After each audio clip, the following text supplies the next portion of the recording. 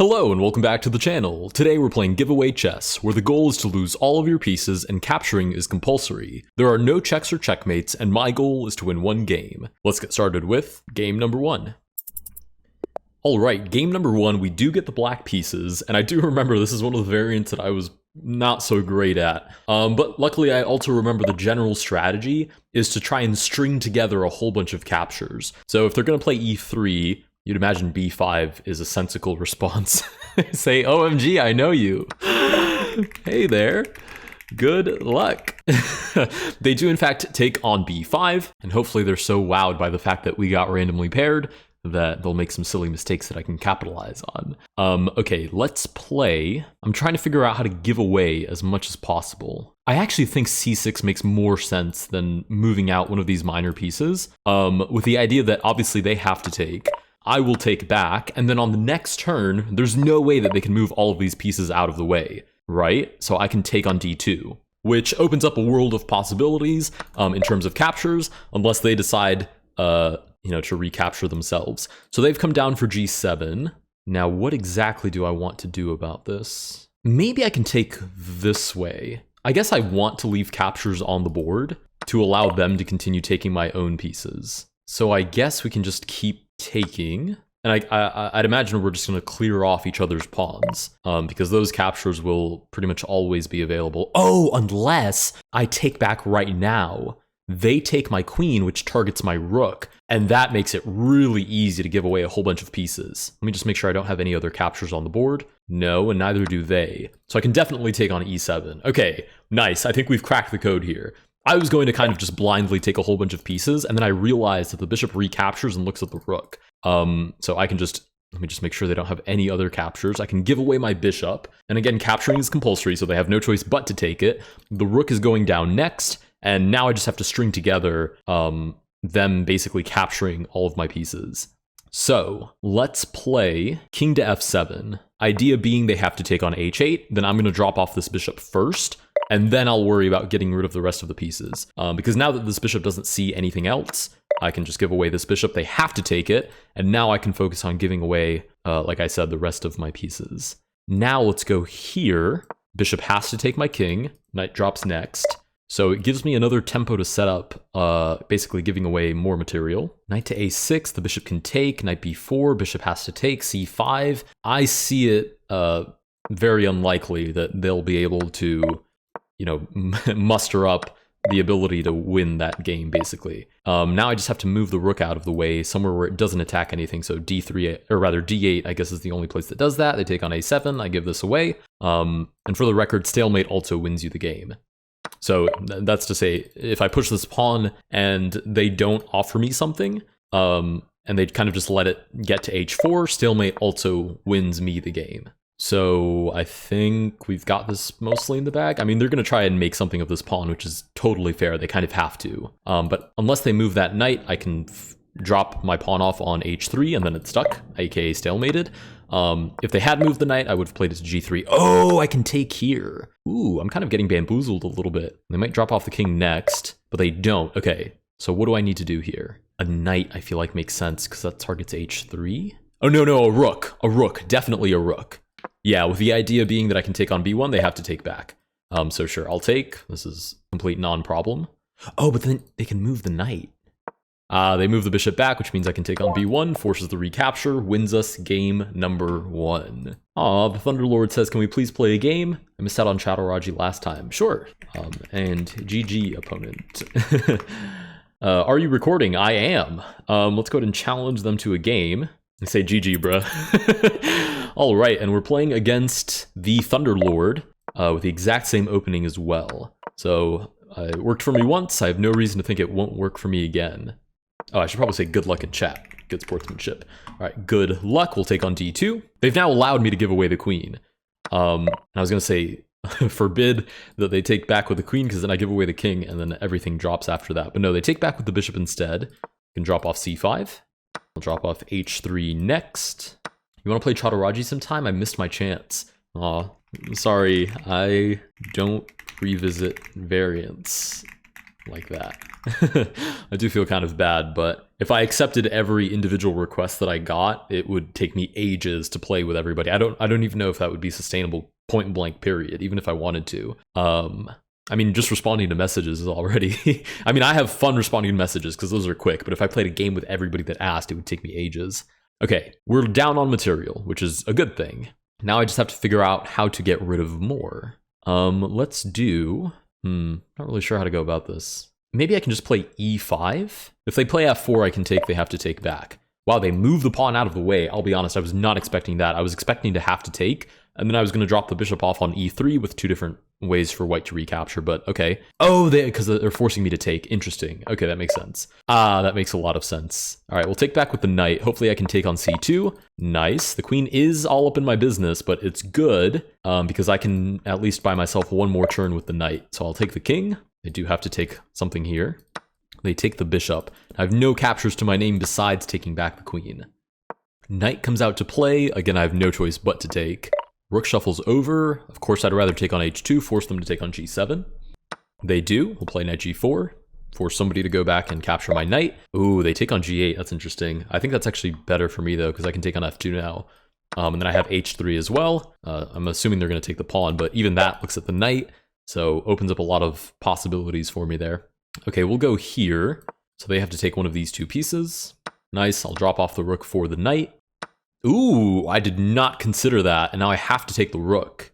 Oh, I might have just blown it there. Because they can just move the rook out of the way, I have to take the pawn. Ooh, that's spicy. Oh, they target e5, that's very amusing. I'm going to take, and then I'm going to drop off the knight here. Which means I can drop off the rook, yeah. This is definitely one of the variants with the most interesting endgames. Because you have to be very, very precise. Go ahead and say GG's in chat, and move on to the next game. Game number 3. All right, game number 3, we got the white pieces this time, which puts me in the hot seat of figuring out what opening I want to play. I think I can play e3 as well. If they play anything but b5, obviously I drop off the bishop. But if they do play b5, then hopefully I can get into a position where I can drop off more material than they can. And Nicholas says, "Are you real?" Last I checked, yes, I am. That's pretty funny. The trademark smiley face, so they definitely know I'm real. All right, pawn takes back. Now I have to give away even more material. Question is how? Queen here? Yeah, queen here I think makes sense because the only two pieces I target are defended. So there's always a way for black to take back. Yeah, so I can take here on h7, say OMG. I love seeing those reactions. That's so funny to me. It's really funny because if you'd asked me a year ago if I'd be running a YouTube channel, I would have told you were crazy. And I really just started this for fun. But then I get messages like this and it's like, wow, it's crazy to see how far this channel has come. I'm such a big fan. That's so sweet. Thanks for watching.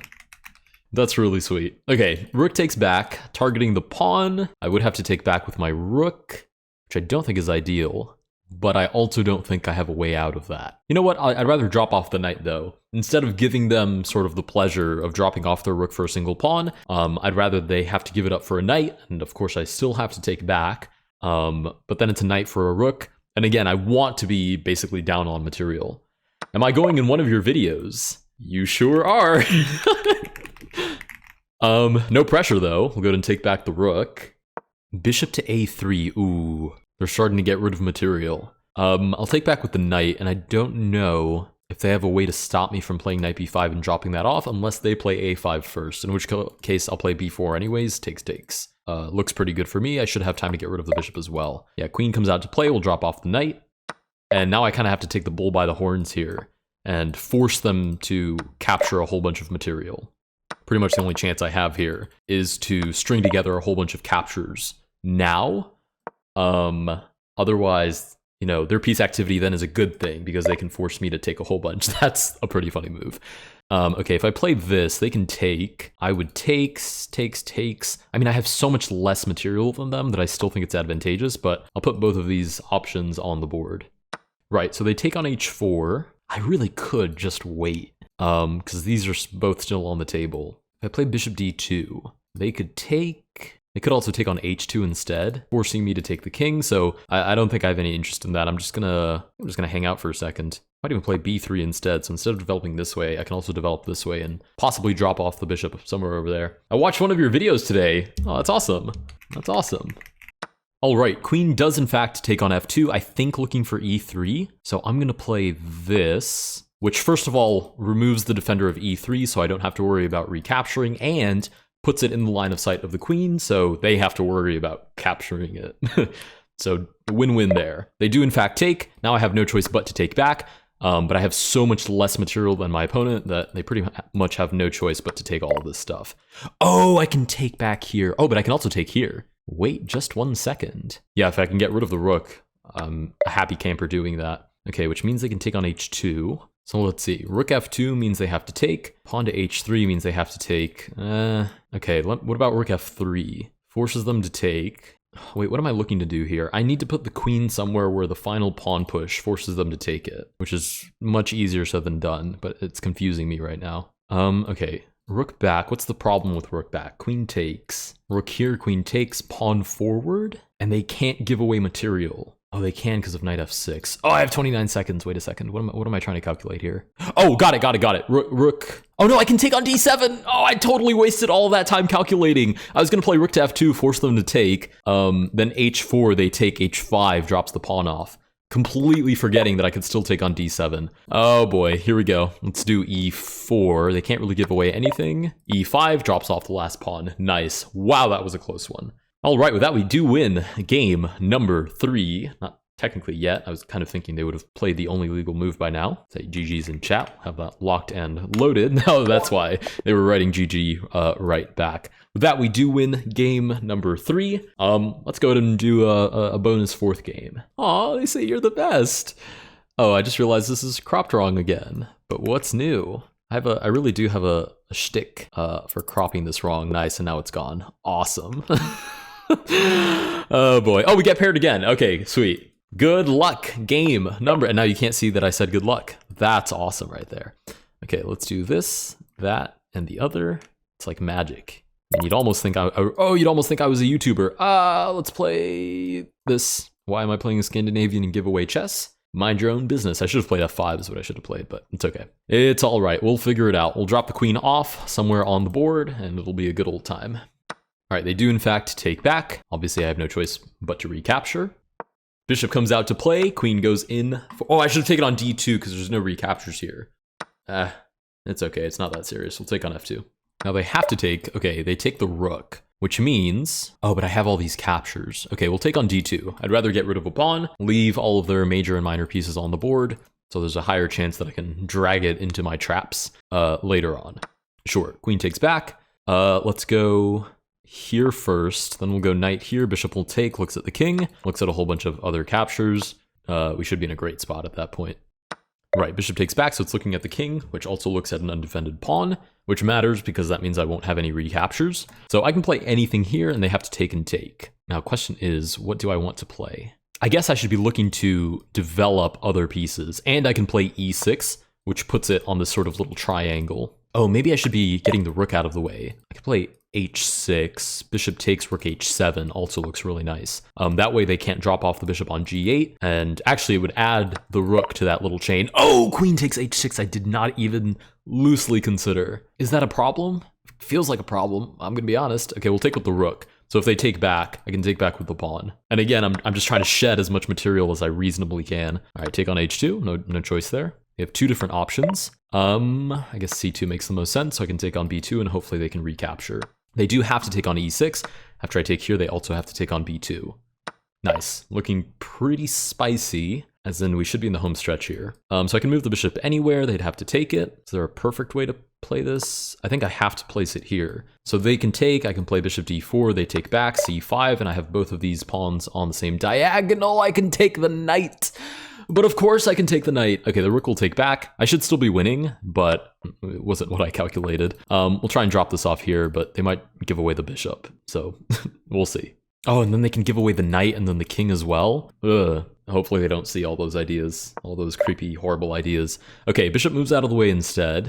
I'm gonna play, I should play c4, shouldn't I, to get that idea off my back. I was gonna play this and try to play a4, but leaves too many options for the opponent on the board. Okay, now they have to take my pawn.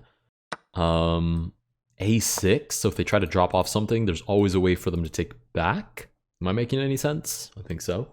Aw, so I love that they saw the idea that I just explained and they said, so awesome to meet you. So awesome to play with you. GG's, trademark smiley face. All right, with that, we do win game number 4. If you guys did enjoy this video, please consider liking and subscribing. I should have some different videos on the way soon, maybe some collabs as well. And I also have a video for the second channel coming out soon, which will replace one of the main channel videos once a week, so gives me a break, gives you guys a little bit of content, revives the second channel. Thank you guys so much for watching, and I will see you guys in the next one.